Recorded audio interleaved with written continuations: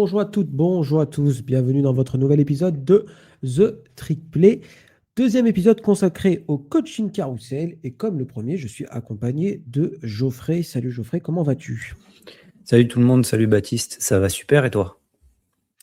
Écoute, ça va, ça va. On se remet un peu en mode voilà, saison tranquillement. On va préparer la draft aussi. Enfin voilà, on met un peu la machine en route. On avait fait un premier épisode sur la Big 12 et la Big 10. Aujourd'hui, on va rester dans le Power 4. Donc, on va parler de l'ACC et de la ACC. Alors, on peut prononcer ça à la française, l'ACC, pardon, et la SEC. Pas mal de changements, notamment en SEC, on va y revenir. On vous propose dans un premier temps de commencer par l'Atlantic Coast Conference, l'ACC, où il y a eu seulement, entre guillemets, 3 changements au poste de head coach, en la personne de Cal, de Stanford et de Virginia Tech. Et bon, on va faire comme la dernière fois, Geoffrey, hein. On va se faire ça par ordre alphabétique. On Ouais. va commencer donc par les Bears de Cal, pardon.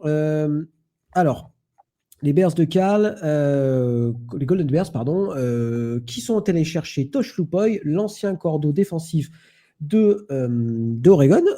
Donc un choix qui, sur le papier, est plutôt intéressant. Je ne sais pas ce que tu en penses.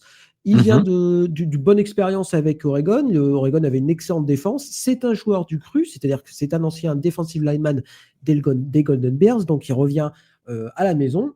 Sur le papier, c'est quand même une bonne pioche, quoi. Je ne sais pas ce que tu en penses, Geoffrey. Oui, moi je trouve que c'est une très bonne embauche. Déjà, c'est quelqu'un qui connaît bien la côte ouest. Quand tu es en Californie, c'est important pour le recrutement notamment. C'est un excellent recruteur, hein, parce qu'on a vu les recrutements d'Oregon ces dernières saisons. C'est un très très bon coordinateur défensif. Oregon a quand même bien brillé, alors brillé des deux côtés du terrain, mais il y a eu des très très belles choses faites en défense. C'est un mec du cru, donc il a envie d'être là, il s'est donné à fond. Parce que pendant qu'Oregon était en playoff, il avait un planning absolument dingue. Il faisait des allers. Alors, c'est très mauvais pour la planète, mais bon, peu importe, hein, de toute façon, c'est du college football, ils en ont un peu rien à foutre. Il faisait des allers-retours presque quotidiennement sur les campus. Le lendemain du dernier match d'Oregon, il a directement pris un jet direction Hawaï pour aller voir JKS, pour lui rassurer de la situation à Cal. Donc, en tout cas, il s'est énormément investi dès le début. Maintenant, voilà, c'est un mec qui n'a pas, comme on l'a dit, hein, dans l'épisode précédent, c'est un mec qui n'a pas d'expérience en tant que head coach. Après, voilà, il a été coordinateur au top niveau de ce qu'il fait en college football, hein. Oregon, c'est top 5, top 10 des programmes, surtout depuis que Dan Lanning est arrivé. Donc, voilà. Et en plus, son coordinateur offensif, parce que bon, le coordinateur défensif, il va quand même il va toujours avoir J'étais une bien vue chapeauté, là-dessus. ouais. Voilà, son coordinateur offensif, ils ont déjà travaillé tous les deux à Oregon et c'est un mec qui vient de NFL, qui était QB coach en NFL et qui a notamment qui était chez les Buccaneers ces dernières années et qui a participé au renouveau de Baker Mayfield ces dernières années. Donc, il se débrouille bien avec les QB, ça tombe bien parce qu'ils ont quand même un Ah très bah, très beau talent dans les mains. ouais, c'est clair. Et puis je pense que c'était une des. Enfin, on en avait déjà discuté sur le premier épisode. On commence à un peu avoir du recul sur ces embauches-là parce qu'il y a aussi la capacité au coach de garder les joueurs, les meilleurs joueurs quand même dans son effectif, puisque voilà, c'est très facile de perdre des joueurs. Et là, pour le coup, il y avait un seul nom à garder, c'est Jaron Kewi Tele, pardon, le quarterback. Ça a été fait. Et ça, c'est déjà un très très bon signe. En plus, venant d'un coach défensif, parce que voilà, Tosh Lupoy, c'est un coach défensif. Donc, tu arrives à garder ton quarterback qui était probablement peut-être le meilleur quarterback true freshman l'année dernière en college football. Donc voilà, donc tu as réussi, on va dire, les premiers temps en tant que head coach, et c'est très bien. Tu as su t'entourer, comme tu l'as dit, avec un corps offensif qui a plein d'idées et je pense qu'il va pouvoir mettre sa patte. Donc vraiment, les voyants sont au vert. Je pense que c'est quand même assez excitant pour les fans de Cal. Ils sortent de saison quand même où offensivement, c'était souvent très compliqué. On aurait pu se dire, putain, ils reprennent un coach défensif, à quoi ça va ressembler? Finalement, Bah, je trouve que en tout cas, comme il s'appelle, le GM Riviera, son prénom, l'ancien head coach de Ron. Ron Riviera, merci, qui est actuellement GM des Golden Bears, je pense, a très bien mené sa barque, en tout cas en termes de recrutement et d'idées qu'il voulait mettre derrière. Donc, voilà, donc moi, je trouve que je suis assez excité.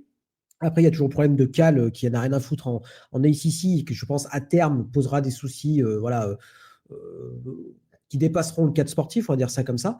Mais en tout cas, sur le papier, je suis beaucoup plus excité par cette embauche-là que par le rival Stanford dont on va parler un peu après. En plus, il a réussi à faire du bon boulot sur le portail des transferts d'entrée de jeu. Il a recruté des joueurs souvent d'expérience en plus. Donc, ouais, moi, je suis très content pour Cal. C'est un programme que j'aime beaucoup, avec un des plus beaux stades du college football. Et voilà, ça Mhm. mérite, ça mérite que ça reparte vers l'avant. Donc, je suis très, très content. Euh, je vais donner un 8 pour cette embauche 8 sur 10, hein. Je vous rappelle qu'on donne des notes sur 10, 8 sur 10.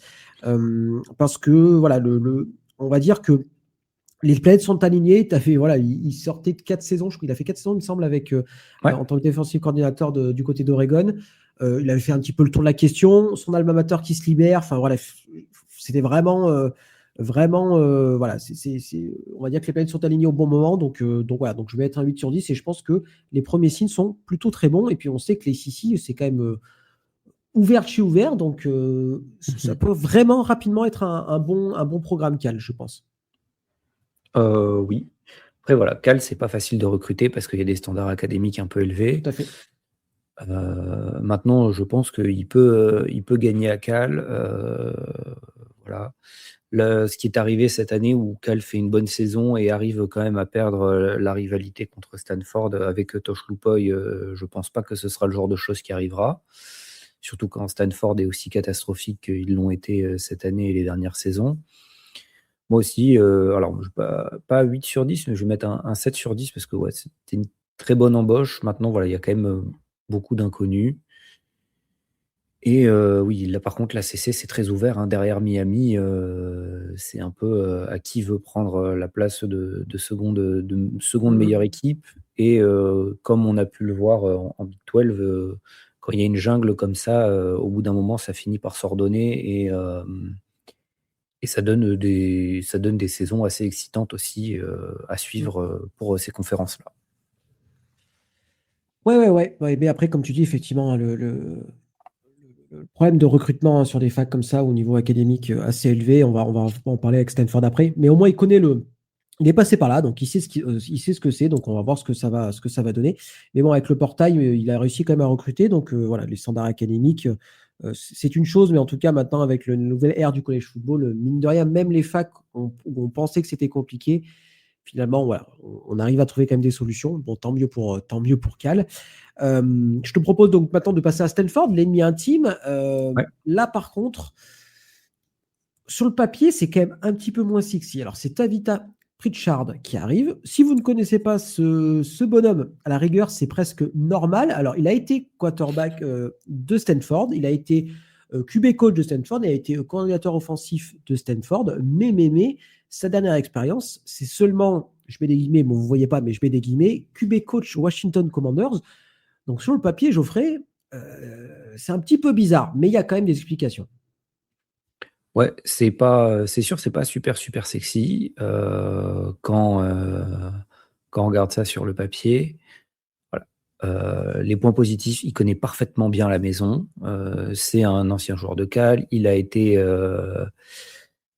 dans le coaching staff pendant une dizaine d'années, donc avant sa dernière pige de 3 saisons en QB coach du côté des Commanders. Et bah, tout simplement, il a été choisi parce que c'est un pote de Andrew Luck, puisque en fait, il était là et c'était le starter quand Mhm. Andrew Luck est arrivé et il s'est fait déloger suite à une blessure. Donc ils se connaissent très bien. Donc c'est un pote d'Andrew Luck. C'est pour ça qu'il a été embauché. Maintenant, ça fait un petit peu peur quand même.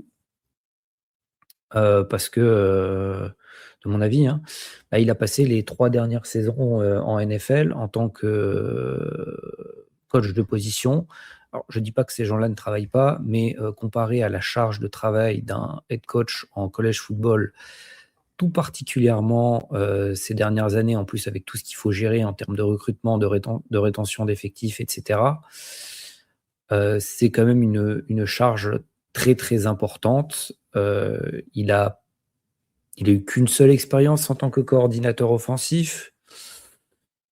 Et c'était dans un college football un petit peu plus simple au niveau des coaching staff. Et en plus, il était avec un head coach qui était là depuis une éternité à Stanford et qui maîtrisait parfaitement le programme. Donc, ouais, ça pose beaucoup, beaucoup plus de questions. Maintenant, bon, voilà, c'est quelqu'un qui connaît bien la maison, donc à Ah, ça, voir.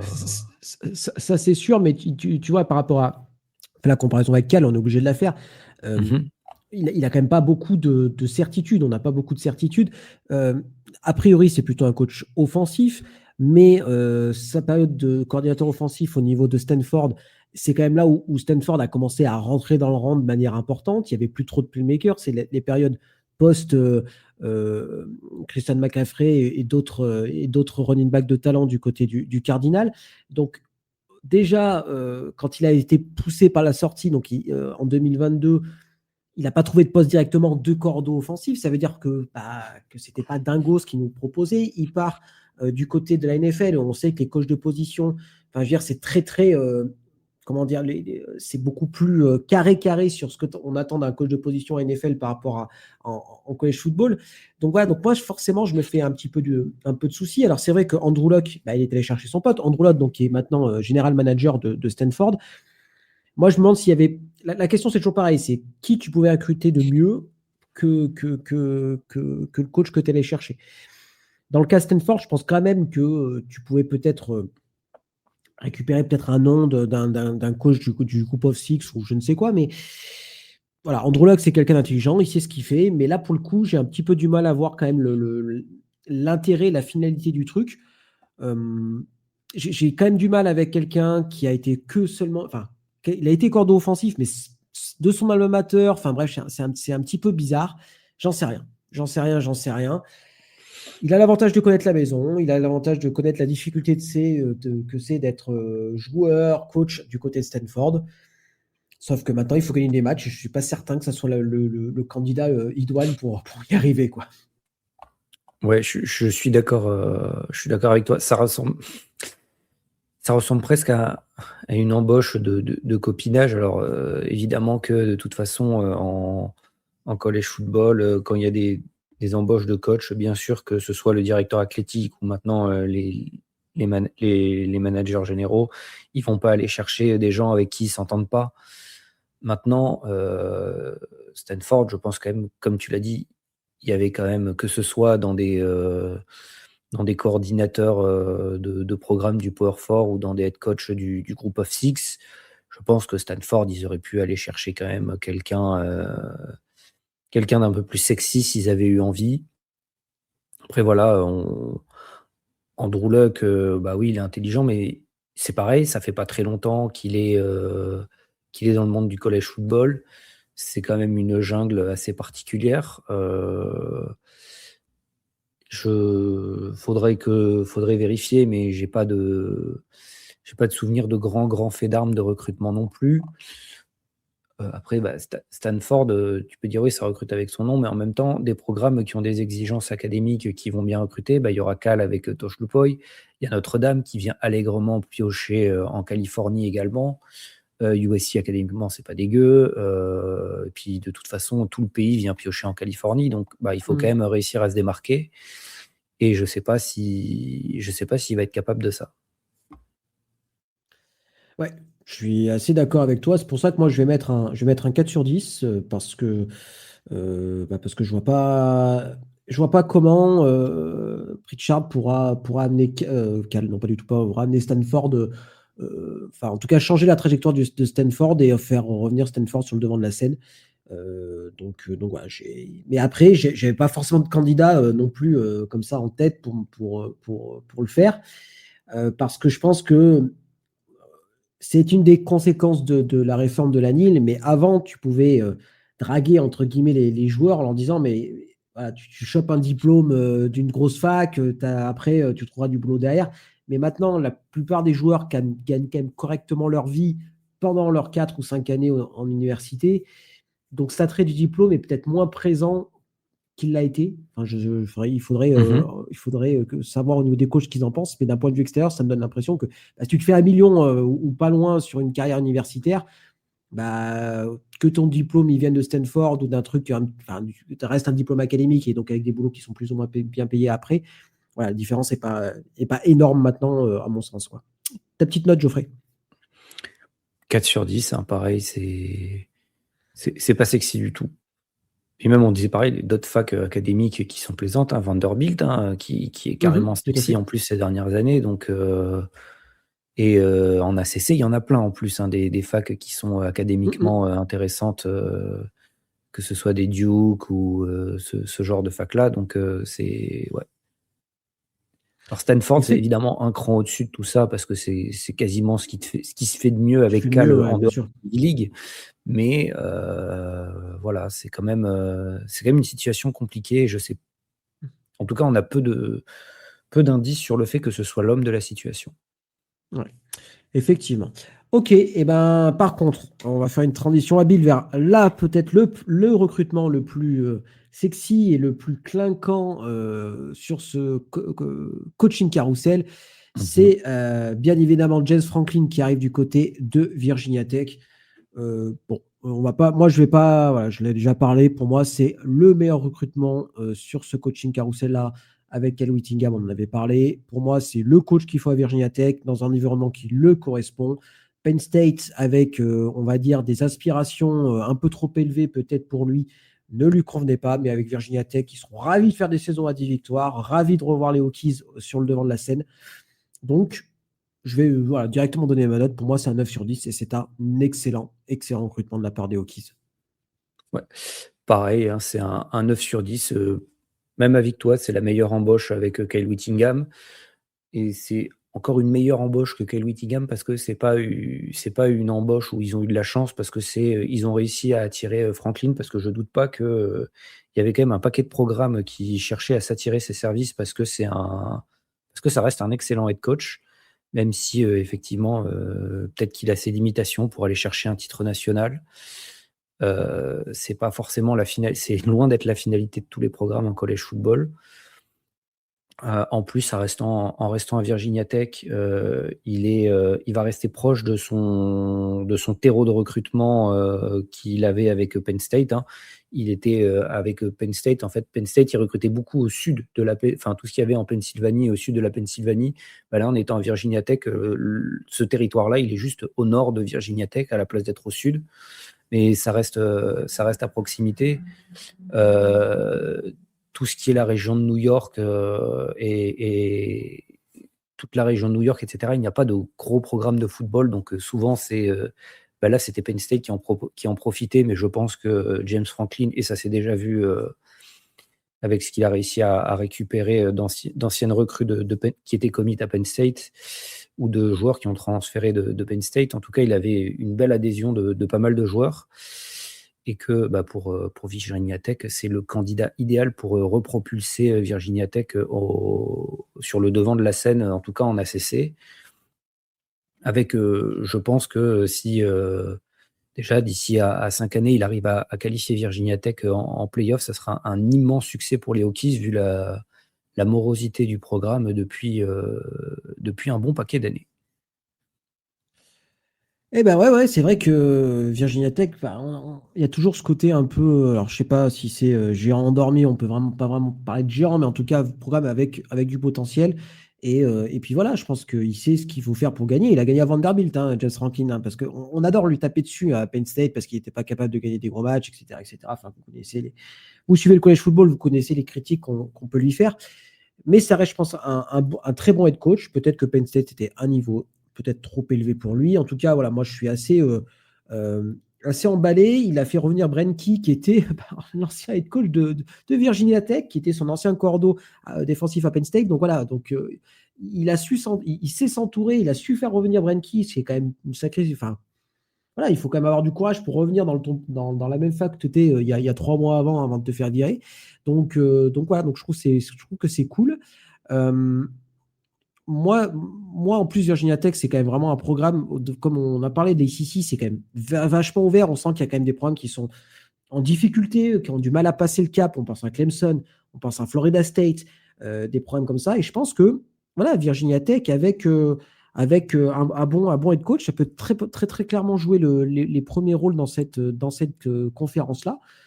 Donc voilà, donc moi, je suis vraiment emballé par ça. Il a réussi à récupérer, je crois, une douzaine de joueurs qui venaient de Penn State, donc probablement des joueurs talentueux, qui savent en plus qu'ils attendent d'eux. Donc je suis assez, enfin, franchement, c'est assez cool et je suis très, très emballé de voir ce que ça va donner. Alors, je regarde en même temps, je ne sais pas s'ils ont un gros match out of conference à jouer cette saison. Je vais regarder vite fait. Mais en tout cas, voilà, ça va être très, très cool. Tac, tac, tac. Ouais, ils ont Maryland en. Ouais, c'est pas dingo. J'aurais bien aimé, tu vois, un gros match pour lancer un peu le truc, tu vois. Ça aurait été cool. Mais là, c'est pas le Ouais, cas. ça aurait été sympa. Après, voilà, c'est la première saison. Mm. Faut pas non plus en attendre des miracles, mais ouais, il y a quand même des belles choses à voir. Là, Virginia Tech, hein, il n'y a pas de conférence depuis deux titres de conférence depuis 2010. Ça commence C'est à vrai, faire hein. un Mine moment. de rien, ça fait longtemps. Et je crois que, je dis pas de bêtises, ça fait une éternité qu'ils n'ont pas joué un bowl du Nouvel An aussi, ou même, je crois, je sais même pas s'ils n'ont pas joué dans leur histoire ou un truc comme ça. Enfin, il y a un truc un peu, une stat un peu assez dingose au niveau de Virginia Tech. Et je pense que, bah voilà. Ils ont une, si, ils ont une de 2004 à Ah bah, 2010, ils ont joué 7 bols du Nouvel An. ah ok, voilà, c'est ça. Alors c'est ça, c'était depuis 2010, ils n'ont pas joué là. Je cherchais, ça me semblait bizarre en le disant à l'oral, ça me semblait bizarre que Virginia Tech ait jamais joué de bowl du Nouvel An. Mais en tout cas, voilà, c'est un programme qui, un peu en fait à la manière de Stanford, est complètement tombé un peu en dilettante ces dernières années. Alors pour le coup, Virginia Tech, ça commence à dater vraiment les dernières années ça fait 10 ans qu'ils sont pas compétitifs, quelque chose comme ça, je pense. Mhm. Donc voilà, on va voir ce que ça va donner. Et puis voilà, un LED Stadium bien rempli avec un petit Metallica sur un match à 19h en local là-bas. Voilà, ça n'a pas de prix. Et j'ai envie de revoir de la vie dans ce programme-là où il y en a besoin, quoi. Il y en a besoin. Clairement. C'est cool. En tout cas, voilà, c'est pour moi vraiment un excellent recrutement et je pense qu'on va vite voir les fruits de tout ça. Donc, ouais, 9 sur 10 pour moi et 9 sur 10 pour toi également. Donc, ouais, on est assez d'accord sur les notes encore une fois ce soir. Mais peut-être que ça va changer puisque nous allons passer en sec, direction la ACC. Alors là, il y a eu pas mal quand même de changements. On va parler d'Arkansas, on va parler d'Auburn, on va parler de Florida, de Kentucky, de LSU et de Ole Miss. On va commencer par Arkansas. Arkansas. Comment dire Comment dire Alors, c'est un programme qui potentiellement a vraiment beaucoup de pognon parce que il y a potentiellement des boosters énormes, mais on ne voit pas trop le résultat sur le terrain, ni en termes de recrutement, même si ça va quand même globalement, ni en termes de pédigré de head coach. Là, Arkansas est allé chercher Ryan Silverfield. Alors, je suis pas hyper emballé, Geoffrey, je sais que tu l'es un petit peu plus, toi. Je suis pas hyper emballé parce que Ryan Silverfield, pour ceux qui ne le savent pas, c'est l'ancien head coach de Memphis, donc qui était en conférence américaine. Memphis, c'est très clairement le programme qui a le plus de pognon en conférence américaine. Et malgré ça, en fait, ils n'ont jamais vraiment su passer un niveau. Chaque année, c'était pareil, hein, Geoffrey, toi qui suis quand même le groupe of five, Mhm. c'était ouais, Memphis va jouer les premiers rôles, etc. Et il chie toujours dans la colle au bout d'un moment. Il Et passait pas loin, mais il passait pas loin. Voilà. et malgré des moyens qui étaient quand même plus élevés que d'autres programmes dans la conférence. Et c'est pour ça que je Mhm. me dis qu'il va arriver dans un programme où ils n'ont pas plus de pognon qu'ailleurs, ils n'ont pas des meilleurs joueurs qu'ailleurs, voire des moins bons joueurs. Et je pense que ça va être compliqué.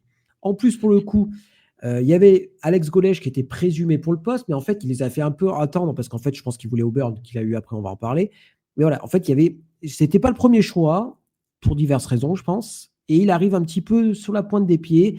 Donc voilà, donc moi perso, je suis pas hyper emballé. Après, Geoffrey, tu as peut-être un autre avis. Donc voilà, convainc-moi que Ryan Silverfield Mhm. va faire du bon taf du côté d'Arkansas. Je suis pas beaucoup plus emballé que toi, hein. Juste, c'est quand même un bon coach parce que, OK, avec Memphis, souvent, il manquait un petit truc, mais Memphis, ils ont quand même fait, pendant les 6 saisons où il a été, head coach, je crois qu'ils ont fait, au moins un bowl à chaque fois et qu'il y a 5 sur 6 saisons qui sont à 8 ou 9 victoires minimum. Donc bon, c'est quand même un bon coach. Maintenant, alors tu as dit qu'en plus, c'était Alex Golech, mais Arkansas, la recherche de head coach, hein, c'est un peu comme la recherche de head coach de Penn State, mais en plus en étant encore moins sexy. Ils ont pris plein de refus de certains head coach et du coup, Ryan Silverfield, il est arrivé un peu parce que c'était un peu que lui, qui enfin, en gros, voilà, c'était un peu c'est le choix numéro 6 ou 7 et il a fini par accepter. Ils ont fini par avoir quelqu'un qui a accepté au choix 6 ou 7, mais bon, c'est pas incroyable. La situation est extrêmement compliquée. Il y a potentiellement énormément de pognon, mais c'est potentiel, c'est du pognon potentiel, donc c'est pas du pognon qui est là vraiment. La SEC, c'est très, très difficile de se faire une place. Alors je sais que ces dernières saisons, le sommet de la SEC n'était pas au sommet national. Il n'empêche que pour aller chercher, et tout particulièrement maintenant en plus qu'il va y avoir un calendrier de conférence à 9 victoires, pour aller chercher un bowl, voire 7, 8 victoires en sec, ça va être compliqué, ça va être très, très, très compliqué. Et le programme s'est fait piller en plus au départ, suite au départ de Sam Pittman. Quelques-uns des bons joueurs comme le quarterback Taylor Green, plein de défauts, mais ça restait un bon quarterback de college football qui part à la draft. Donc il arrive, il y a tout à construire dans une situation très difficile, en étant un des plus petits programmes d'une conférence où c'est très difficile de se faire une place. Donc, et en étant le 6 ou 7e choix, c'est compliqué, ça va être compliqué. Alors il a fait signer 40 joueurs sur le portail des transferts. Maintenant, la moitié de ces joueurs, ils viennent du group of six. Donc, c'est bien de prendre des paris. Maintenant, voilà, Faut que les paris soient payants rapidos. Faut que les paris On soient sait que payants rapidos et tout le monde ne va pas faire ce que Curt Cignetti a fait à Ouais. Indiana et à réussir avec des joueurs de plus petits gabarits à dominer sur les lignes. À un moment, quand tu as des mecs qui font 20 kilos de plus que toi à toutes les positions sur les lignes, et en fait, tu vas manger et puis tu vas pas réussir à avancer. Pas super emballé. Et puis Arkansas, voilà, la situation du programme est très, très compliquée en sec, tant que leur super booster comme Jerry Jones ou c'est les propriétaires Le propriétaire de Walmart qui de sont Walmart, voilà, originaires d'État. qui sont originaires de l'État. Tant que ces gens-là, ils décideront pas d'injecter de l'argent dans Arkansas, ça restera un des endroits où c'est le plus difficile de concourir en college football, de par la compétition qu'il y a et de par le fait que Arkansas, son terreau de recrutement, c'est le Texas, que tout le pays vient recruter au Texas, qu'il y a déjà 2 mastodontes de recrutement, qu'il y a Texas Tech qui s'est rajouté, que Oklahoma et Oklahoma State viennent aussi piocher là-dedans. Donc, quand tu arrives en étant le 6e ou 7e programme, et SMU aussi qui est pas mal, quand tu arrives en étant le 6e ou 7e programme à venir se servir largement dans un État, alors d'accord, c'est l'État le plus prolifique en termes de joueurs, il y a quand même un moment où c'est difficile de concourir. Ouais, c'est clair, je suis d'accord avec toi. En plus, pour le coup, Ryan Silverfield, il est même pas originaire du Texas, c'est un Floridien. Je crois pas je suis pas certain qu'il ait même une expérience au Texas, parce que voilà, Je vais vérifier. il me semble pas. D'ailleurs, ça lui avait été assez reproché, mais voilà. Bon, la Floride est un terreau aussi de recrutement, c'est pas trop le problème, mais voilà, je trouve que Sur le papier, en tout cas, c'est quand même difficile d'être emballé, même malgré le succès qu'il a eu, le succès relatif qu'il a eu du côté de Memphis. Voilà, Arkansas, un peu le cul entre deux chaises entre son équipe de basket et son équipe de foot. Même le À baseball, c'est voir. pas fantastique. Ouais, ouais, ouais, en plus, c'est ce qui est potentiel d'Arkansas est vraiment très important. Après, ça reste un état aussi. Euh, on voit si t'as pas un méga booster derrière, bah, en fait, c'est quand même compliqué. C'est un état qui est très pauvre, là, Arkansas, hein, très clairement. Mhm. Il n'y a pas de puissance pétrolière, il n'y a pas d'une grosse industrie. Enfin, c'est des états vraiment du sud. Vraiment le deep south le plus total. Et donc voilà, si tu n'as pas quelqu'un qui est capable de sortir l'échec en blanc en tir larigot, bah, t'es vite limité. Donc voilà, donc on voit ce que ça va donner, mais là sur le papier, c'est peut-être le recrutement en sec que je trouve le moins bon. Donc c'est pour ça que je vais donner un 4 aussi. Je vais donner un 4 parce que déjà Arkansas on voit bien qu'au niveau attractivité, c'est quand même pas ça. Et que, voilà, je suis pas hyper fan du travail de Ryan Silverfield pour l'instant. Donc après, voilà, ce sera à lui à me faire mentir. Mais sur le papier, je suis vraiment pas emballé. Ouais, moi, je vais même mettre un 3 parce que tu te retrouves à prendre ton 6e ou 7e choix. Donc soit tu as mal ciblé au début, soit le programme est vraiment pas attractif et que, je pense c'était un très bon coach de Power Six. Là, la place qu'il va avoir en sec, ça va être, très compliqué à gérer. Effectivement. Allez, direction Auburn maintenant. Auburn qui a piqué, entre guillemets, Alex Golech à Arkansas. Donc, Alex Golech qui était coach à USF. Alors, j'ai presque envie de dire, j'ai un peu les mêmes réticences que Ryan Silverfield. Alors, Alex Golech est resté un petit peu moins longtemps quand même du côté de USF. Il a une expérience en sec, parce que vous vous souvenez, c'était le cordeau offensif de Mizou, hein, si mes souvenirs sont bons de mémoire, je dirais.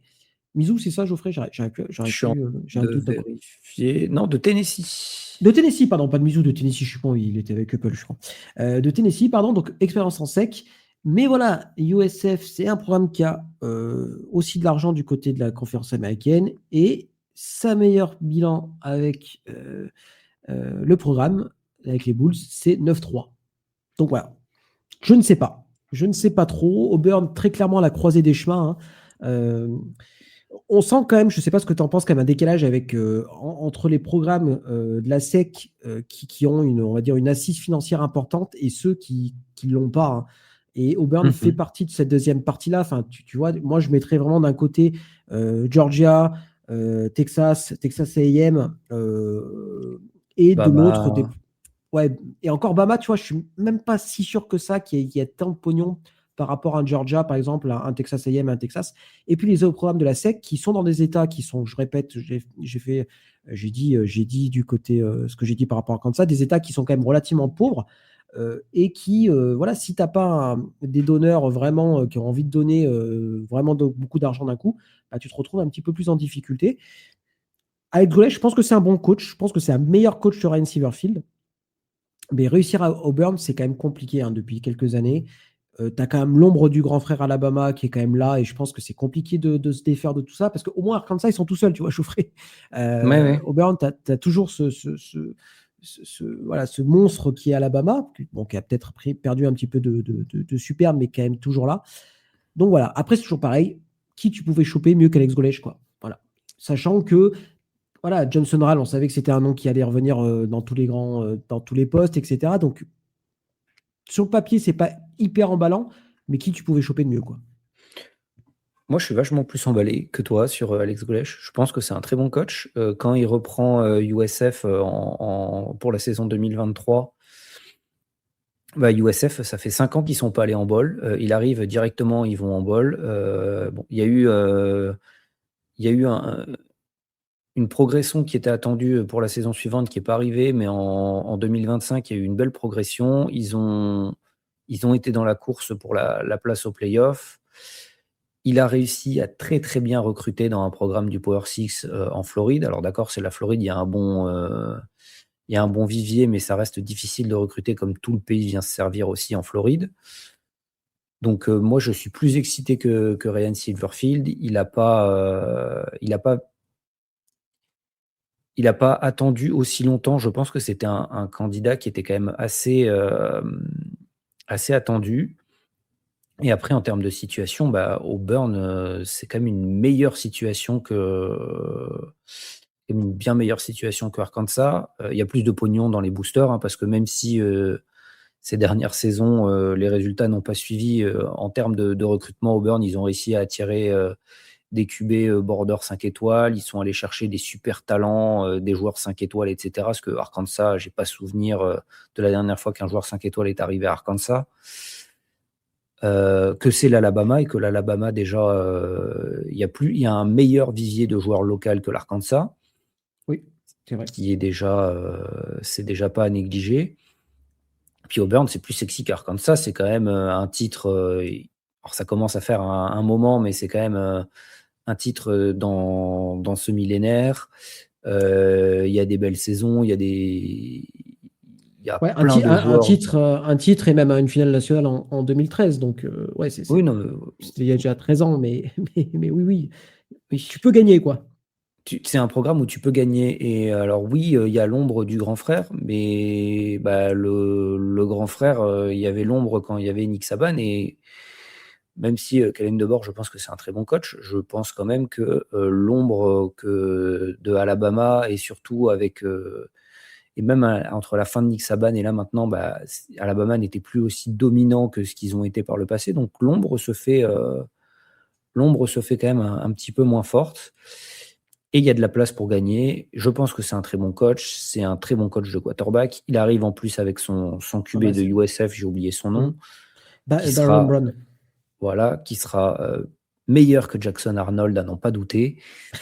Ton QB préféré. Voilà. Et non, moi, j'ai un bon espoir.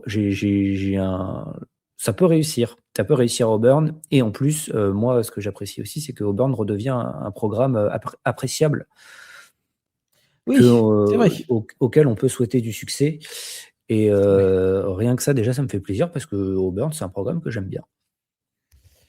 Non, je suis d'accord avec ce point-là, parce que c'était pas avec Hugh Freeze qu'on a envie de leur souhaiter du succès, c'est clair. Et puis, comme tu l'as très joliment dit, je pense que déjà, ils ont leur quarterback, et je pense que ça reste hyper important d'avoir son quarterback. Alors, Baron Brown, il avait par exemple tout reproche, qu'on soit très clair, mais voilà, un profil du last thread quand même hyper intéressant, à voir s'il arrive à passer à travers les blessures. Bon, mais sur le papier, c'est quand même. Voilà, on sait qu'il y avait souvent ce packaging head coach QB que tu avais. Enfin, donc voilà, donc je pense que l'aspect, je vais récupérer un quarterback de talent et qui peut me mener à la victoire était hyper important. Donc voilà, donc c'est vrai que je suis un petit peu plus emballé, mais comme je t'ai dit, pas de saison à 10 victoires du côté de USF. Donc je vais mettre allez, je vais mettre un 6 parce que allez, je voulais mettre 5, mais tu m'as un peu convaincu, donc je vais monter à 6. Voilà. Ouais, moi, je pense un 6, c'est une bonne chose. Il y a des choses à. Comme, non, je vais même mettre un 7 parce qu'en vrai, pour moi, c'est pas plus mal que Tosh Lupoy. Euh, c'est pas plus mal que Tosh Lupoy. Et que, ouais, moi, je pense que Alex Golèche, en plus, c'est un coach qui était assez convoité et que réussir à l'attirer à Auburn, c'est déjà une belle réussite en soi. Ouais. Et puis voilà, et puis mine de rien, il a quand même 2 ans d'expérience en tant que coordinateur offensif dans la SEC. Donc bon, il sait Mhm. quelle jungle ça peut être. Et ça, c'est quand même pas perdu en termes d'expérience. Euh, alors, au niveau des. Pour la petite histoire, Alex Olesh, il est né en URSS, hein, il est russe, hein, il est né du côté de Moscou. Donc, au niveau recrutement de la Russie actuellement, c'est peut-être un peu plus compliqué. Non, mais blague à part, voilà, je pense que c'est quelqu'un qui sait quoi faire pour gagner en sec et qui sait aussi avoir une attaque intéressante. Et ça, c'est quand même plutôt cool pour Auburn. Après les années Jackson Arnold qui était voilà. Je ne sais pas comment tu veux qualifier ça, Geoffrey, mais c'était compliqué à regarder quand même l'attaque d'Auburn ces dernières années. Ouais. Et ben direction Florida maintenant. Florida. Ça, c'est plutôt une des. Ouais, moi, j'aime bien ce qu'a fait Florida. Donc, John Sonral, qui nous arrive qui arrive du côté de Tulane, enfin qui arrive depuis Tulane, pardon. Voilà, ça c'était un nom qui était quand même hyper attendu. Il a fait de l'excellent travail du côté de Tulane, 23-4 sur les 2 saisons. Il a été head coach. 2 titres de Sunbelt, pardon, il était à 23-4 à Troy, pardon. 2 titres de Sunbelt du côté de Troy. Il est arrivé du côté de Tulane, de la Green Wave, avec un énorme succès. Il est allé au CFP quand même, c'est quand même pas rien. Enfin, sur le papier, on est d'accord que c'est un excellent recrutement de la part de Florida, quoi. Si tu n'allais pas chercher un autre coach du Power 4, et je pense même qu'il était plus sexy que plein d'autres recrutements qui pouvaient venir du Power 4, c'est le meilleur coach du Group of Six qu'il y avait. Donc, tout simplement, déjà, rien que de ça, d'avoir réussi à l'attirer, c'est une très belle chose. Alors, il a fait passer pas mal d'années en tant que coach de position sur des programmes de SEC. C'est un ancien joueur de Kentucky et il a été defensive coordinator à Kentucky 1 an avant d'être passé head coach à Troy, où il a immédiatement eu du succès. Mais c'est un mec qui connaît le Deep South parce que en fait, à part 5 ans passés à San Diego, il a alterné entre l'Alabama, le Mississippi, la Louisiane et le Kentucky. Et maintenant, il arrive en Floride, mais déjà, c'est un mec qui connaît parfaitement le terrain, qui a d'excellents résultats en tant que head coach. En 4 saisons de head coach entre Troy et Tulane, il a un record de 43-12. Sa plus mauvaise saison, c'est sa première saison avec le Green Wave où il fait 9-5 avec une défaite en bowl, mais il est à 7-1 en conférence. Et en plus, je crois que cette année-là, Tulane, ils ont joué 2 Power 4 en hors conférence. Ouais. C'est pas Oklahoma et Ole Miss, non, dans mes souvenirs. Il y a Ole Miss parce qu'il joue très très souvent. Je crois qu'il y a Oklahoma, mais je suis plus sûr à 100%. Je suis plus sûr. Oui, il y a ça. Il y a même Kansas State et Oklahoma. Il n'y a pas Ole Miss cette année-là, il y a Kansas State et Oklahoma. Voilà, c'est ça. Donc voilà, c'est difficilement mieux pour les Gators. Alors, il y a des fans des Gators qui ont peur parce que après l'échec de Billy Napier, tu vas chercher à nouveau un coach d'un programme de Louisiane qui vient du Power 6. Maintenant, c'est pas le même pédigré. Il a réussi à se qualifier en playoff déjà une fois. Il a quasiment que il a une saison où il n'a pas fait au moins 10 victoires. Alors, je ne dis pas qu'il va faire une saison à 10 victoires dès sa première saison à Florida. Soyons bien d'accord. Mais en tout cas, il a toutes les clés en main. Et à Tulane, quand on lui a donné les moyens, il a réussi à accéder à ce qu'il devait faire. Donc, non, mais c'est excellent. Je suis d'accord avec toi pour moi, la principal écueil de ce recrutement-là, c'est, il l'a déjà fait avec Billy Napier, en fait. Venir chercher le head coach du groupe of five, avec qui ça a fonctionné en groupe of five. Alors, c'est pas parce que ça n'a pas fonctionné avec Billy Napier que ça fonctionnera pas avec Johnson Rall, qu'on soit très clair. Il y a peut-être un peu plus quand même de certitude du côté de Johnson Rall, qui a été capable de gagner dans 2 programmes différents, qui a été capable de gagner des gros matchs. Donc voilà, je pense que la différence fondamentale est là. Je pense que Guigui est très content de ce recrutement-là, sachant qu'en plus, pareil, on a vu quand même déjà du succès sur le portail des transferts. Eric Singleton qui arrive d'Auburn. Voilà, c'est quand même quelques noms par-ci par-là qui sont directement intéressants pour Florida. Ils ont perdu leur QB, par contre, je crois. Par contre, effectivement, ils ont perdu le QB, mais bon, au vu du changement, des fois, mieux vaut repartir sur des bases vraiment, tu vois, de repartir de zéro, plutôt que. Il faut vraiment faire table du passé, ramener tes joueurs, ramener tes idées, plutôt que de rester avec un un 50-50, tu vois, un peu bizarre. Ils ont rajouté, je crois, une trentaine de joueurs sur le portail, à peu près Florida. Donc, à voir ce que ça va donner. Mais sur le papier, c'est quand même un recrutement qui est quand même assez emballant. Donc, moi, je vais donner un 8 pour John Sumrall. Pareil, 8/10. On est d'accord là-dessus. Après, voilà, on sait que Florida, voilà, c'est toujours compliqué, hein. Il y a souvent des temps secs. On se souvient des calendriers de Florida les années précédentes, souvent assez dantesques. Le fait qu'ils jouent régulièrement Miami et plus Florida State en rivalité annuelle, enfin, ça fait que souvent voilà, les calendriers de Florida sont assez fous. Alors, de mémoire, je vais regarder en parallèle. Je sais plus, je crois pas qu'ils jouent Miami cette année, hein, si je dis pas de conneries, hein. Je vais regarder vite fait, mais il me semble pas. Tac, tac, tac. Parce que. Ta, ta, ta. Alors, ils jouent Florida Atlantic, Campbell, donc une FCS, et Florida State. Donc, pas de Miami au programme cette année pour les Gators, mais bon, il y aura quand même du lourd, hein. Il y a Ole Miss, il y a Il y a de quoi Texas, il y a faire. Georgia, il y a Oklahoma. Donc, voilà, Il y a il y Florida aura de quoi State en faire. fin de saison. Et il y a Florida State. Bon, après, voilà, on ne sait pas de quoi Florida State sera fait cette année. Ok. Et ben, on va rester en sec. Bah oui, puisqu'on va faire la sec. Kentucky, maintenant. Kentucky. Alors, un cordeau, encore une fois. Mhm. Un cordeau d'Oregon, encore une fois. C'est Wilstein, le coordinateur offensif, qui arrive du côté de Kentucky. Alors, il est jeune, il a 36 ans. Il est originaire de l'État, mais alors par contre, attention, c'est un ancien joueur de Louisville et pas de Kentucky. Euh, donc voilà. Donc bon, sur le papier en tout cas, pareil, hein, une solide expérience en tant que cordeau, parce qu'il a été cordeau du côté aussi de. Ah non, j'ai de la merde. Pardon, il n'a pas été. En tout cas, il a une solide expérience, pardon, du côté d'Oregon.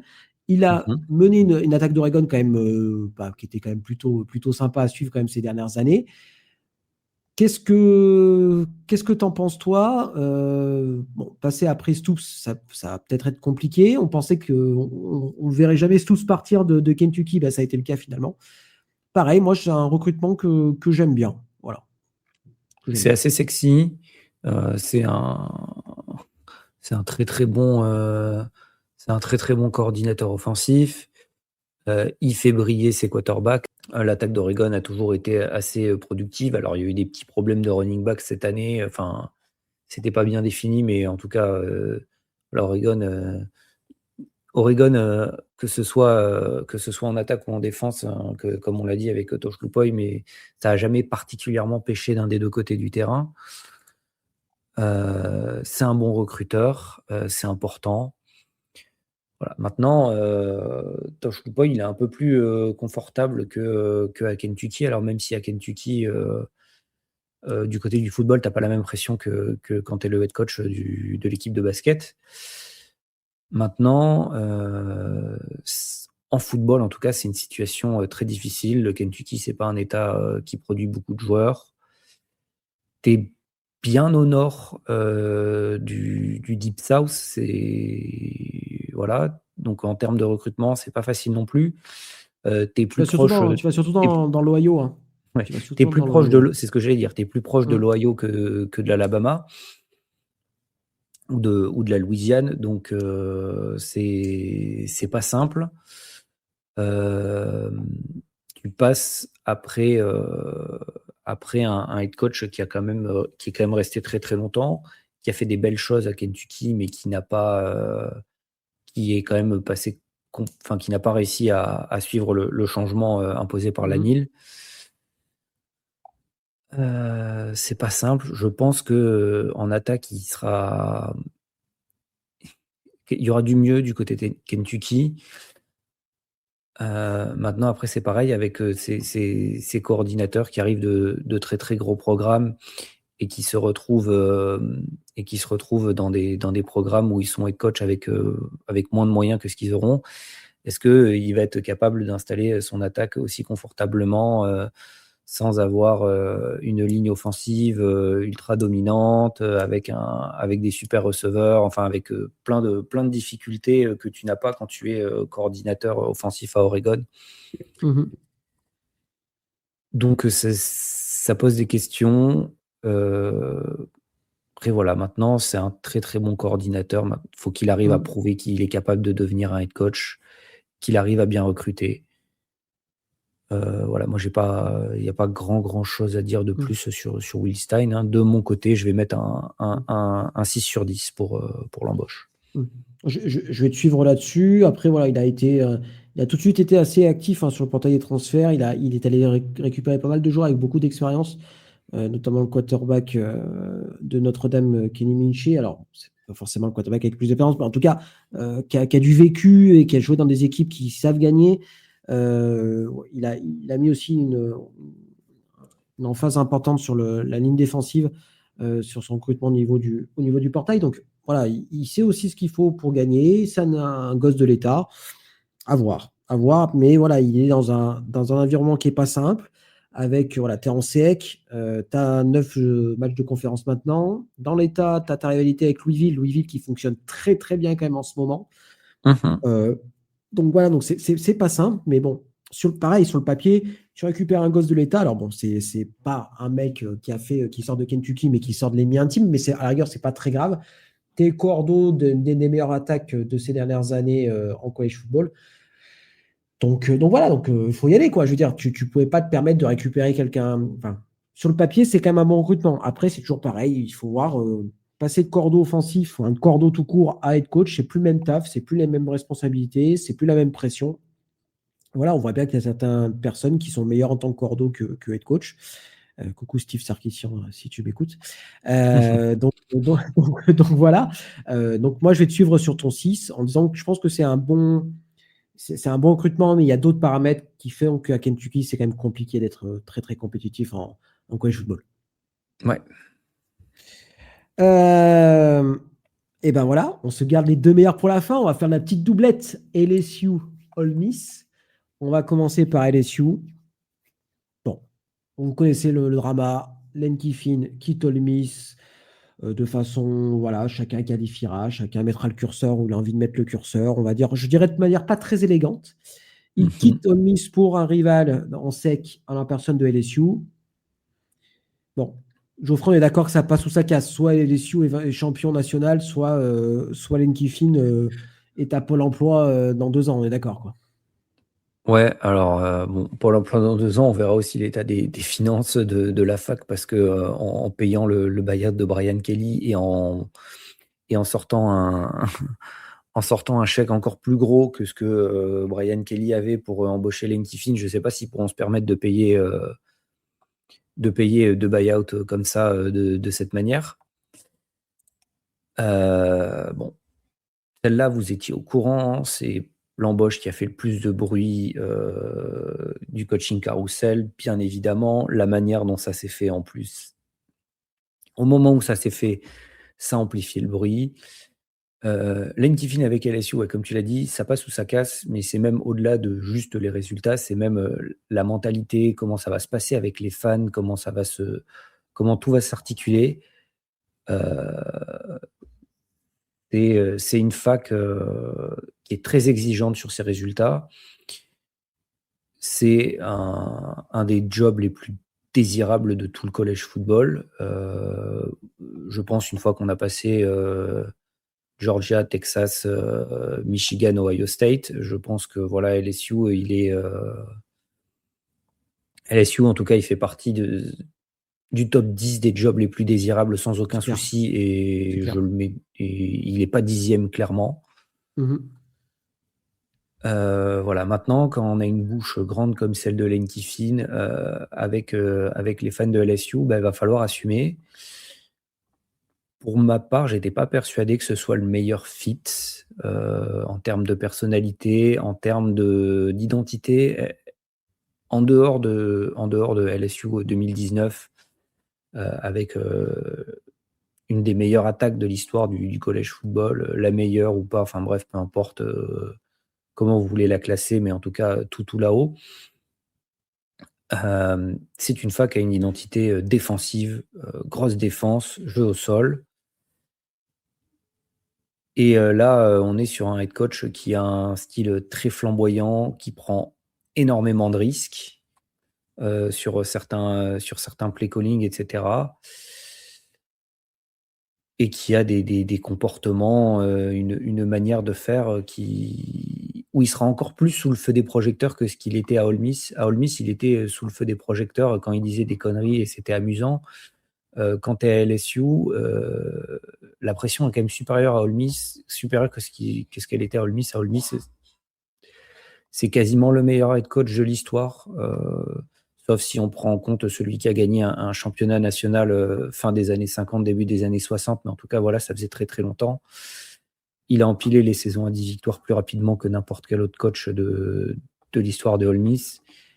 Il part en étant détesté. Partout où il est passé, il part en étant détesté parce qu'il part toujours avec grand fracas. Donc, embauche risquée. Le potentiel, c'est le titre national. De toute façon, head coach à LSU, si tu embauches un head coach à LSU qui n'a pas le potentiel d'aller gagner un titre national, qu'est-ce que tu fais? Mais si ça rate, ça peut vraiment être catastrophique, les conséquences pour le programme et tout particulièrement financièrement. Ouais. Enfin, tu vois, moi, j'étais un peu sur l'arc de rédemption de Lane Kiffin. Je trouvais qu'il était. Enfin, et puis, en fait, à ce moment-là, je me suis dit, au moment de je savais pas pour les Sioux, j'ai dit, mais en fait, ce mec a pas changé. Ça reste un con, quoi. Enfin. Enfin, il veut tellement tirer la couverture à lui tout le temps, etc. Il veut être le personnage principal. Et je pense que tu pouvais l'être à Ole Miss. L'être à LSU, par contre, c'est quand même plus compliqué. Enfin, ça t'ouvre d'autres trucs. Et je trouvais que c'est pour ça que je l'aimais bien à Ole Miss, parce que je trouvais que la fac lui correspondait bien. C'est-à-dire que c'est une grosse fac, Ole Miss, on dit pas le contraire, mais c'est pas non plus un blue blood. C'est pas, voilà. Je trouvais qu'il se correspondait bien. Ole Miss lui correspondait bien et il correspondait bien à Ole Miss. Là, LSU, voilà, c'est pas le même niveau de pression, c'est pas le même niveau d'attente, c'est pas le même niveau de rien, quoi. Tu t'arrives sur un programme légendaire, top 10, enfin voilà, voilà, avec une histoire, avec un vrai truc, et tu vas avec un mec voilà, qui a déjà eu des programmes comme ça quand même, hein. Pour rappel, il a été head coach de Tennessee, il a été head coach de USC, il a été head coach des Riders, hein, quand même aussi, hein, pour les plus anciens. Enfin, et quand il a eu des programmes comme ça, ou des équipes comme ça s'est toujours mal terminé. Et j'ai peur que, même s'il a pris de l'âge, je ne suis pas certain qu'il ait pris beaucoup de maturité, en fait. Tu vois. J'ai l'impression d'avoir un éternel enfant en face de moi. Et c'est pour ça que je suis un petit peu inquiet. Alors, ça peut très bien se passer, parce qu'en plus, d'entrée de jeu, il était chercher un quarterback à la personne de Sam Leavitt. Il s'est dit, ouais, Sam Leavitt, il est souvent blessé, paf, il est allé, voilà, il a une QB room qui est hyper intéressante. Il a eu Longstreet, je ne sais plus son prénom, un quarterback. Usain Longstreet. Ouais, c'est ça. Donc, un ancien 5 étoiles. Un ancien 5 étoiles. Enfin, il a très bien construit. Il est allé chercher Jordan Citan du côté de Colorado. Il a Prince Will Yemen, l'ancien. Ouais, c'est ça, qui vient d'Ole Miss. Enfin, il sait tout faire. Il sait faire tout ça. Par contre, voilà, il a une pression qui va être décuplée. Et voilà, à lui de montrer qu'il est capable de le faire. Mais je suis incapable de savoir si ça va être un 9 sur 10 ou si ça va être un 1 sur 10, tu vois. C'est très, très compliqué. Parce que voilà, on sait comment Lane Kiffin est, et on sait que les hauts peuvent être très hauts, mais les bas peuvent être très bas. Et un peu à la manière en fait, c'est un peu comme quand Brian Kelly est arrivé. J'ai un peu le même feeling. Je sens que ça va partir en cacahuète. Mais je me dis quand même que si tout clique, en fait, il y a un potentiel de titre national. LSU, enfin, je veux dire, 2019, c'était il n'y a pas si loin que ça. Les années Brian Kelly ont fait quand même mal, et je pense que les fans de LSU et les boosters de LSU veulent remporter un titre rapidement, et que pour eux, Lane Kiffin était l'entraîneur idoine pour le faire. Voilà, il a mené Ole Miss à pas si loin, enfin à quelques encablures d'un titre national en jouant une demi-finale nationale. Donc voilà, avec des joueurs encore plus talentueux du côté de LSU, tu te dis que ça peut passer, quoi. Mais bon, tu as les joueurs, tu as la pression qui va aussi avec, quoi.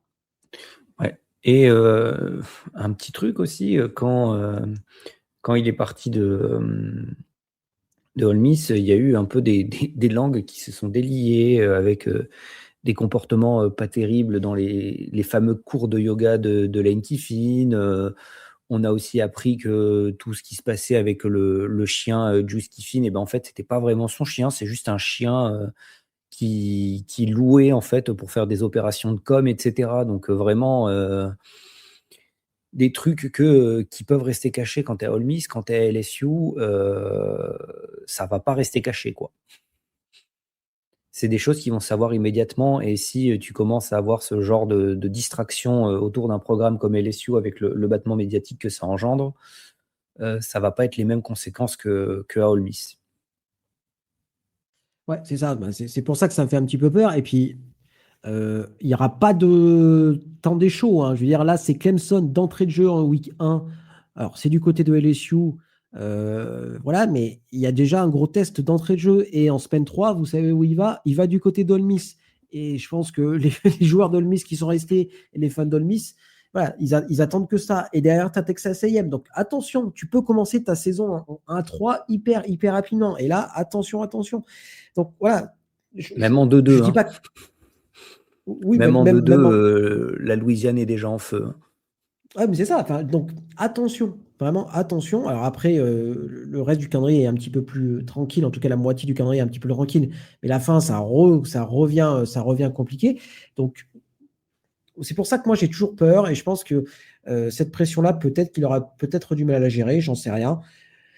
C'est pour ça que j'ai vraiment du mal à voir où tout ça, ça va mener. Donc, s'il faut mettre une note, je pense que je vais mettre un 7 parce que c'est quand même, je pense, un très bon head coach et que, euh, et que voilà, il peut mener LSU aux objectifs. Mais je suis obligé de pondérer tout ça avec quand même son histoire à lui, Allen Kiffin, et ses travers qui seront exacerbés du côté de LSU. Voilà. Et tu es obligé de prendre ça en compte parce que ça fait partie du risque d'une embauche. Ouais, ouais, moi, je vais même descendre un petit cran en dessous. Je vais mettre un 6 sur 10 parce que pareil, il y a des grosses réserves, et il y a des réserves par rapport à tout ce dont on a évoqué, et que ce genre de personnalité-là à LSU, c'est dangereux. C'est très, très dangereux. Ouais, on a vu hein, déjà. Ouais, et en Ouais, plus, complètement. quand il est parti, il a annoncé des trucs comme quoi il y a plein de joueurs qui voulaient le suivre, etc. Et assez rapidement, il y a des langues dans le vestiaire qui se sont déliées, qui ont dit non, non, pas du tout. Il y a plein de joueurs qui n'ont pas du tout voulu le suivre et qui étaient très contents de rester à Ole Miss avec Pete Golding en tant que head coach. Donc voilà. Ok, et ben très bien la transition en plus, puisqu'on va parler on va parler d'Ole Miss maintenant. Pete Goldwyn, qui a été, on va dire, qui est passé de cordeau défensif à head coach du côté des Rebels. Mhm. Euh, Pour les playoffs, alors, pour où les il s'est plutôt playoffs, bien débrouillé. il s'est bien débrouillé. Il est donc maintenant le coach principal. Ben franchement, ça, pour le coup, c'est une décision qui me semble plutôt intéressante. C'est-à-dire que tu prends le mec avec qui ça fonctionnait bien, tu changes pas tout non plus, tu fais pas une révolution. Tu te dis que bah, c'est plus simple de promouvoir un coordinateur depuis l'intérieur. Je sais pas, je trouve que c'est intéressant. Après, il faudra pas s'attendre peut-être au même succès global qu'avec Lane Kiffin, mais tu seras peut-être un peu plus tranquille au niveau du drama, quoi, je sais pas. Ça sera plus tranquille au niveau du drama, sans aucun doute. Peut-être que Ole Miss va être un petit peu moins attirant parce que bah, médiatiquement, il y avait un petit peu de battage avec Lane Kiffin. Maintenant, quand même, pour rappeler son parcours, Pete Golding, c'est un ancien coordinateur défensif de Alabama sous Nick Saban, qui est passé coordinateur défensif à Ole Miss parce que justement à Ole Miss, il allait avoir un petit peu plus de liberté et que ça allait être lui le maître à bord de la défense. C'est un très très bon recruteur, comme il l'a montré à Alabama, à Ole Miss, et qu'il a continué à le faire là cette saison. Il a quand même réussi à garder beaucoup de joueurs malgré le départ de Lane Kiffin. Euh, il y a une adhésion qui s'est instantanément créée autour de lui avec le parcours en play-off. Il a l'air d'être très apprécié des joueurs.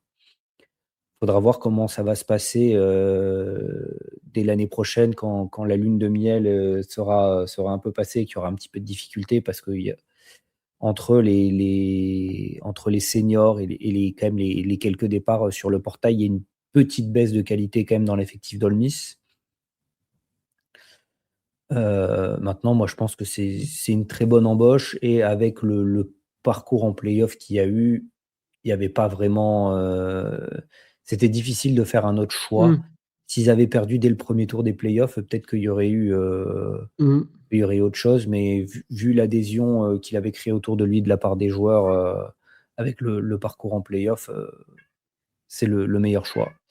Et après, je Ouais. ne sais plus. Il y a toute la situation autour de Ouais, de Trinidad Chambly, hein, Chambly. Je ne sais plus si c'est réglé d'un point de vue judiciaire, mais en tout cas, alors, voilà, si Trinidad Chambly se revient, ça peut quand même être un vrai gros boost pour sa vraie première saison en tant que head coach. c'est clair, hein, de toute façon, le nerf de la guerre, ça sera peut-être ça. Alors, la NCAA a refusé, et a priori pour l'instant, Trinidad Chambly, pardon, ne pourra pas jouer en college football la saison prochaine. Ils ont fait venir Deuce Knight d'Auburn. On va voir ce que ça va donner. Il y a le cas Luc Ferrelli, hein, l'ancien linebacker de Cal, qui était parti du côté de Clemson. Finalement, il vient du côté d'Ole Miss. Donc, je sais pas. Moi, je pense que ça peut être, comment dire, ça peut être pas si mal que ça. Je pense que ça peut pas être si mal que ça. Et finalement, il n'y a que 4 joueurs, hein, qui sont partis du côté de LSU. Donc ça veut dire, comme tu l'as dit, qu'il était quand même bien apprécié des joueurs. Je pense que la transition calme, ça a permis aussi de voilà, de pas brusquer les joueurs. Je pense qu'effectivement, après tout le drama Lane Kiffin, peut-être que eux aussi, ils avaient envie de quelqu'un d'un peu plus posé. Voilà, c'est quelqu'un qui a une énorme expérience, tu l'as très bien dit en sec, hein, je veux dire, il a l'expérience en tant que cordeau et à Alabama et ici. Donc ouais, moi j'aime bien ce recrutement. Ils ont su, voilà, ils ont su bien recruter sur le portail et voilà, c'est quelqu'un qui sait gagner des games, hein, mine de rien, qui sait gagner quand même des matchs au plus haut niveau. Donc moi je vais donner un 7 sur ce recrutement-là. Pareil, 7/10. On a été quand même relativement d'accord. On ne s'est pas concerté d'ailleurs avant avec Non, Geoffrey, hein, non. pour être tout à fait honnête. On est Bah, relativement d'accord quand même sur toutes ces notes-là. on est d'accord sur pas mal de choses en college football de manière générale. Et même en dehors du college football, mais ça, voilà. Ouais, bah, en tout cas, voilà, pour une petite conclusion générale sur ce coaching carousel, c'est quand même un coaching carousel très mouvementé, hein, avec 17 postes de head coach du Power 4 qui ont bougé. C'est quasiment un quart, hein, de tous les postes de head coach du Power 4 qui existent. Donc, C'est énorme. bah, on va sûrement s'être trompé sur certains candidats. Des gens qu'on avait dit qu'ils allaient rater vont réussir et inversement. Maintenant, voilà, ça fait partie de ce qui va ça fait partie du college football, hein, de toute façon. Et un des exemples les plus récents où quasiment tout le monde s'est trompé, hein, c'est Luke Fickell avec Wisconsin. Tout le monde pensait que ça allait être un home run et au final, C'est il n'est compliqué. pas loin de prendre la porte. Donc voilà, Ouais, et de maintenant, c'est excitant toute façon, pour la saison de college football qui arrive. ouais. Et puis voilà, comme il faut s'habituer à avoir des coaching carousel quand même très importants. Et puis il faut s'habituer aussi à avoir des coaching carousel qui durent très longtemps dans le temps aussi, hein, parce que entre ceux qui vont virer leur head coach au mois de septembre et ceux qui vont qui vont devoir changer de head coach au mois de février ou pas loin ou de janvier à la fin des playoffs, parce que voilà, il y a un coaching carousel qui prend de plus en plus d'ampleur. Pourquoi aussi? Parce qu'avec des playoffs, avec plus de monde dans les playoffs, si tu loupes les playoffs, bah, ta saison est quand même moins réussie. Et donc voilà, voilà, il y aura des gens qui vont être virés après des bonnes saisons ou qu'on aurait pu qualifier comme bonne saison, mais du fait de pas qualification pour le CFP, etc. Enfin voilà, le monde du college football change à tous les niveaux et je pense que le coaching carousel en est on est aussi la preuve. Donc voilà, donc c'est un coaching carousel bien fourni. On va probablement se planter sur nos pronostics, hein. Voilà, on se reverra dans 5 ans quand LSU sera une dynastie qui a gagné 4 titres de suite. Mais voilà, en tout cas, il ne faut pas oublier que le sport n'est pas la vérité. Voilà, une vérité d'une saison n'est pas la vérité d'une autre. Et heureusement d'ailleurs, hein, sinon on se ferait quand même bien chier. Mais en tout cas, voilà, ça a été plutôt cool d'enregistrer ces 2 épisodes avec toi, Geoffrey. Ouais. Voilà, toi, en plus, alors toi, tu n'étais pas concerné, hein, mais bon, ta conférence de cœur l'été, et puis voilà, les succès, on va dire, de LSU, de Ole Miss, etc., bah, ça veut dire peut-être potentiellement des défaites pour Texas A&M, donc il ne faut pas non plus qu'ils réussissent trop pour toi de ton côté, quoi. C'est ça. C'est ça, c'est ça. Tout particulièrement Arkansas et LSU qui sont des rivaux. Ah oui, Euh, et Arkansas, vous les jouez chaque saison, hein, vous, c'est ça, hein. Je crois pas que je crois pas que ce soit le cas là mais avec le calendrier, dans le calendrier à 8, c'était pas le cas. Dans le calendrier à 9, je sais pas si c'est le cas. Moi, j'espère en tout cas qu'on va les jouer toutes les saisons parce que c'est quand même une chouette rivalité et pas que Et parce puis que qui est plus Arkansas est en qui est plus joué à difficulté. Dallas maintenant. Et ça, c'est Oui, cool. voilà, la rivalité revenait enfin sur les campus et ah ben non, la rivalité va s'arrêter parce que on a fait une conférence à 16 équipes avec seulement 8 matchs de conférence. Voilà, c'était pas pour les fans en tout cas, c'était pas super. Et c'est une rivalité qui date de la Southwest Conference. Donc, ça serait cool que ça continue. Et ça ne continuera pas, puisque je viens de voir que vos trois, vos trois rivaux annuels sont LSU, Mizzou et Texas. Voilà. Bon, Texas, c'est normal, mais. Oui, avec LSU et Texas, pourquoi pas, et la fausse rivalité contre Mizzou qui nous est poussée, que la SEC essaie de nous faire, de Ah, faire exister. parce que l'ancienne Big 12, c'est pour ça. Ouais, c'est ça. Bon, voilà. Bon, ça marche. Eh ben, merci en tout cas, Geoffrey, pour ta présence sur sur ces 2 épisodes de Coaching Carousel. On vous remercie de votre écoute et puis on se retrouve bientôt pour la draft et puis d'autres épisodes. Enfin bref, on vous prévoit Ouais. tout ça. Salut tout le monde. Salut tout le monde et bon sprint training à tous. Ah oui, c'est vrai, parce que bon, on va vite y arriver aux entraînements de printemps, enfin, et aux Spring Games. Alors, je sais pas trop à quoi ça va ressembler, parce que de plus en plus, c'est quand même plus un scrimmage, voilà, plus une bringue qu'autre chose. Mais en tout cas, on va voir ce que ça va donner. Mais c'est vrai qu'on va y arriver doucement mais sûrement. Et puis, très bonne match par à tous, puisque ça commence ce week-end. Allez, c'est tout le monde. Salut.